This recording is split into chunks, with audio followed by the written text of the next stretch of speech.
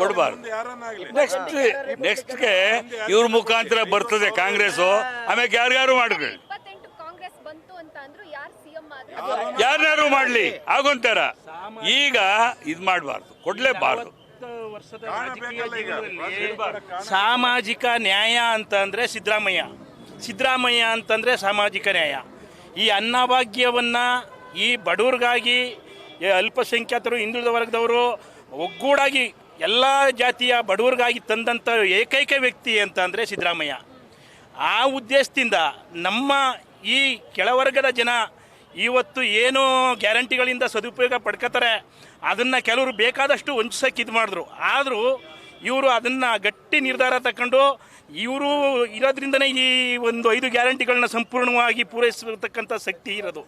ಆ ಉದ್ದೇಶದಿಂದ ಈ ಸಾಮಾಜಿಕ ನ್ಯಾಯವನ್ನು ಪರಿಕಲ್ಪನೆಯನ್ನು ಇಟ್ಕೊಂಡು ಮುಂದಿನ ಎಲೆಕ್ಷನ್ಗೆ ಇವ್ರ ಮಾರ್ಗದರ್ಶನದಲ್ಲಿ ಸಾಮಾಜಿಕ ರಾಜಕೀಯ ಮುಖಂಡರ ಜೊತೆಯಲ್ಲಿ ಎಲೆಕ್ಷನ್ಗೆ ಹೋದರೆ 150 ಸೀಟ್ ಗೆಲ್ತಾರೆ.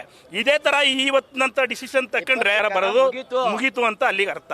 ಆ ಒಂದು ಉದ್ದೇಶದಿಂದ ನಿಮ್ಮ ಮುಖಾಂತರ ಅವರು ನಮ್ಮೆಲ್ಲರ ಒಕ್ಕೂಟದಿಂದ ಇವ್ರನ್ನ ಈ 2 ವರ್ಷ ಕಂಟಿನ್ಯೂ ಮಾಡಬೇಕು ಅಂತ ಆಗ್ರಹಿಸ್ತಿದ್ದೇವೆ.